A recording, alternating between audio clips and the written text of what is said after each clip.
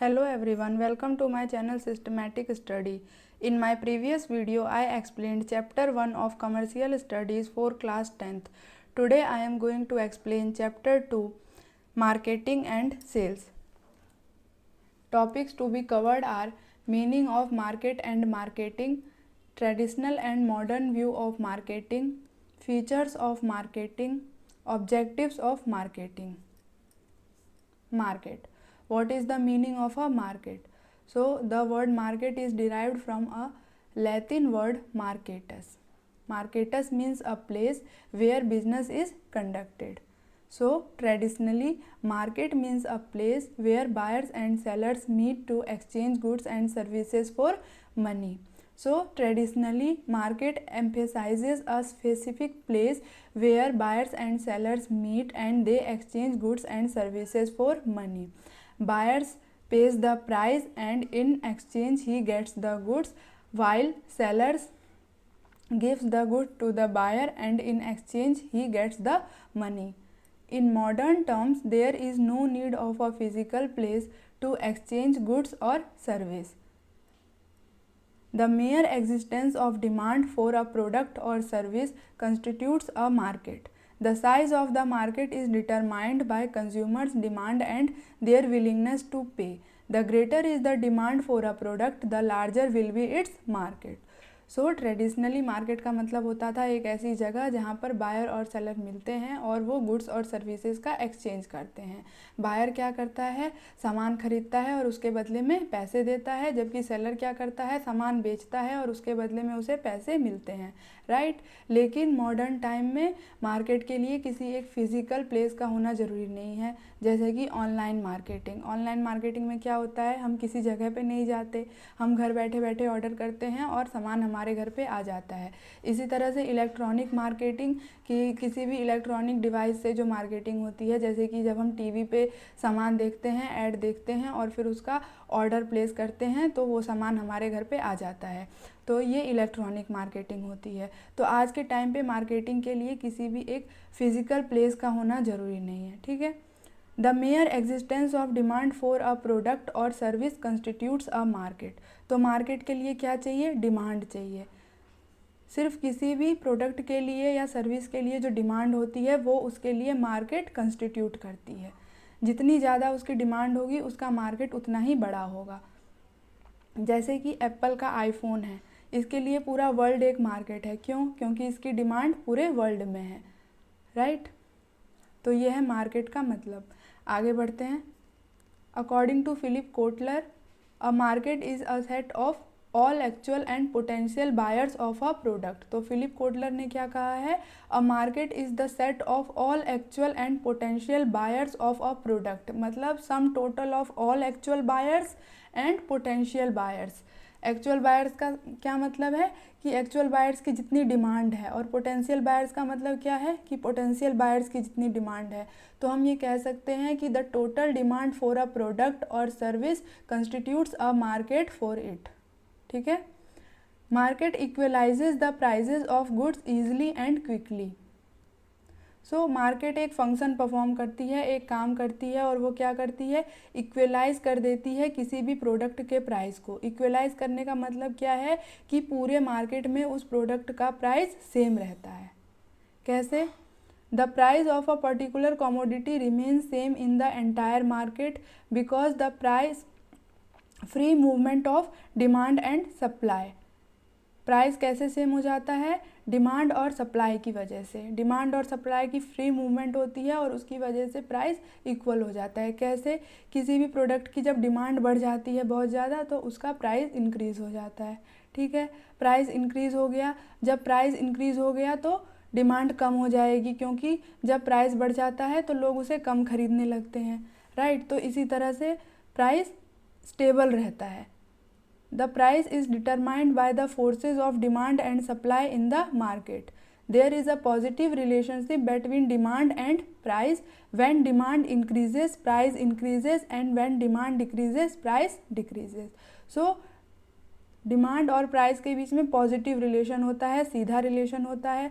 जब demand increase होगी तो प्राइस इंक्रीज़ होगा, और जब डिमांड डिक्रीज़ होगी तो प्राइस डिक्रीज़ होगा. इसी तरह से प्राइस और सप्लाई के बीच में कैसा रिलेशन होता है, निगेटिव रिलेशन, कि जब सप्लाई बढ़ जाएगी मार्केट में, जब किसी भी प्रोडक्ट की सप्लाई बढ़ जाएगी तो उसका प्राइस डिक्रीज़ हो जाएगा, और जब सप्लाई कम हो जाएगी, मार्केट में शॉर्टेज रहेगी प्रोडक्ट की, तो उसका प्राइस इंक्रीज़ हो जाएगा। तो डिमांड और सप्लाई की वजह से पूरे मार्केट में किसी भी प्रोडक्ट का प्राइस सेम रहता है, ठीक है। इसे बोलते हैं equalization of price. So market performs the function of equalizing the prices of goods easily and quickly. Next topic is marketing. Marketing का मतलब क्या होता है? Marketing refers to a set of activities conducted to promote a product और service. So किसी भी product या service को प्रमोट करने के लिए, उसे बेचने के लिए जो भी एक्टिविटीज़ परफॉर्म की जाती है उसे मार्केटिंग बोलते हैं, right. Traditionally marketing was product oriented. The process of marketing begin after the process of production. It was based on the assumption that whatever is produced is bound to be sold. The needs of the customers were not taken into consideration. So traditionally क्या होता था, olden time पे क्या होता था कि marketing product oriented थी। पहले प्रोडक्ट बना लिया जाता था, जो भी प्रोड्यूसर्स बना सकते थे, जो उनके पास रिसोर्सेज थे उसका यूज़ करके जो प्रोडक्ट वो बना सकते थे वो बना लेते थे, और जब प्रोडक्शन कंप्लीट हो जाता था उसके बाद मार्केटिंग का प्रोसेस स्टार्ट होता था और उस प्रोडक्ट को बेचने की कोशिश की जाती थी, और ये एज्यूम किया जाता था कि जो भी बना है वो बिक ही जाएगा, राइट। इस बात से कोई मतलब नहीं होता था कि कस्टमर्स की क्या नीड्स हैं, उनके क्या वांट्स हैं, कस्टमर्स क्या चाहते हैं, राइट। ये क्या है? Traditional concept of marketing. Modern concept of marketing क्या है? Consumer orientation. कंज्यूमर ओरिएंटेशन मतलब consumer is the king, consumer is the centre of all marketing activities. So modern concept of marketing starts before the process of production. It firstly analyzes the needs and wants of the customers and then produce the goods that satisfy their needs and wants. ठीक है, तो अब क्या होता है कि ऐसे products बनाए जाते हैं जो कस्टमर की नीड्स या वांट्स को सेटिस्फाई करे। मार्केटिंग कब स्टार्ट होती है? प्रोडक्शन से पहले ही स्टार्ट हो जाती है। सबसे पहले क्या किया जाता है? ये देखा जाता है कि कस्टमर क्या चाहते हैं, उन्हें किस टाइप के प्रोडक्ट्स चाहिए, और फिर उनकी ज़रूरत को पूरा करने के लिए उनकी नीड्स और वांट्स के हिसाब से प्रोडक्ट्स बनाए जाते हैं। Business must produce what the consumers want in the quality and quantity they desire at the price they are willing to pay at the time they need and through the channels most convenient to them. तो सब कुछ customer के according होता है। कैसे?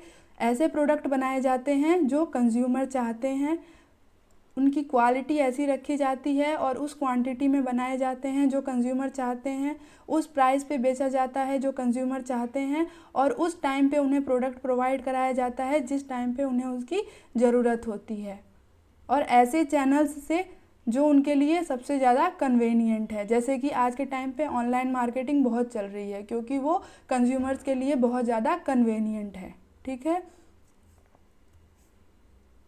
Definitions of marketing.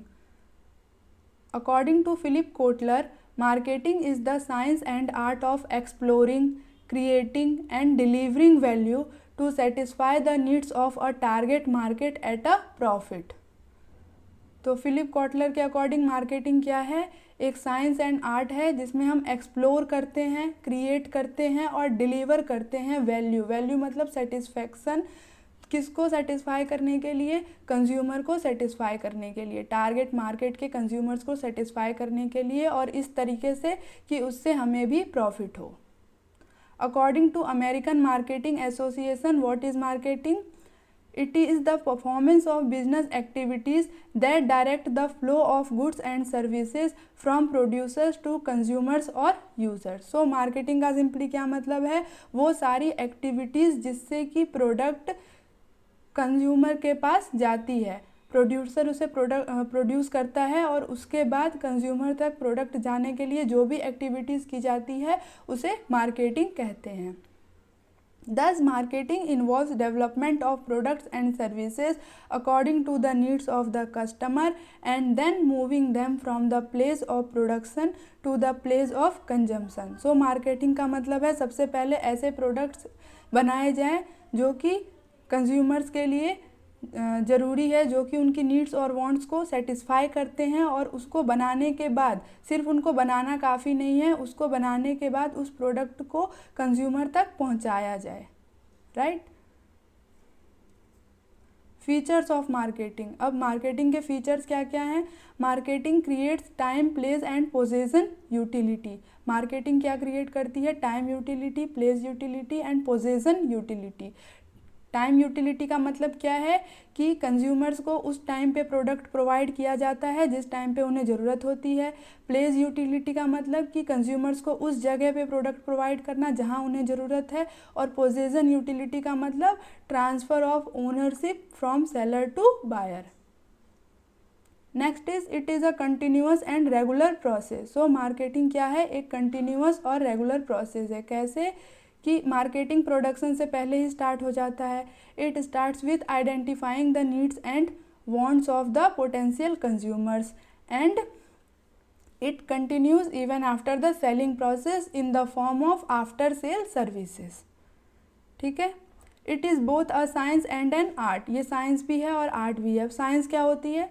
Science एक systematic body of knowledge होता है जिसमें फैक्ट्स होते हैं, प्रिंसिपल होते हैं। और आर्ट क्या होता है? आर्ट मतलब एप्लीकेशन किसी भी चीज़ का, उन प्रिंसिपल्स का एप्लीकेशन आर्ट कहलाता है। तो मार्केटिंग साइंस कैसे है? क्योंकि ये मार्केटिंग के प्रिंसिपल्स पे बेस्ड है, फैक्ट्स पे बेस्ड है। और ये आर्ट कैसे है? क्योंकि मार्केटिंग में हम उन प्रिंसिपल्स का अप्लाई करते हैं, मार्केटिंग के जो प्रिंसिपल्स हैं उनको प्रैक्टिकली अप्लाई करते हैं, तो इसीलिए ये आर्ट है। It is an exchange process, right? Marketing is an exchange process. In this process, buyers and sellers exchange goods and services for money. It is objective oriented. The objective is to earn profit through customer satisfaction. So all the activities of marketing is performed to achieve something, and the objective is to earn profit through customer satisfaction. It starts before production. So the process of marketing starts before production. It starts with analyzing the needs and wants of the consumers and then producing the goods which satisfy their needs and wants. Customer satisfaction is the main goal of all marketing activities. So what is the main goal of all marketing activities? To satisfy the end consumer. Objectives of marketing. So what are the objectives of marketing? All marketing activities are performed to achieve the following objectives. First is to increase sales and profit, right? Second is customer acquisition and retention. Customer acquisition means to acquire new customers, to gain new customers, and retention means to retain old and new customers for a longer period of time, so that company can earn profit for a longer period of time. Consumer satisfaction, to satisfy the consumer, is the objective of marketing. Growth in the market share. Growth in the market share means to increase the market share of the company to cover a larger share in the market, larger part of the market. Product differentiation means to distinguish the product of the company from that of the competitors. Creating brand value means to create the brand value of the company's product. To launch new products and services in market. So the company performs the function of marketing to launch new products and services in the market. So this was all about today's video. I hope that the topics are clear. In case of any doubt or any suggestion, you can tell me in the comment section. If you found the video helpful, then do like, share and subscribe it. See you in the next video. Till then,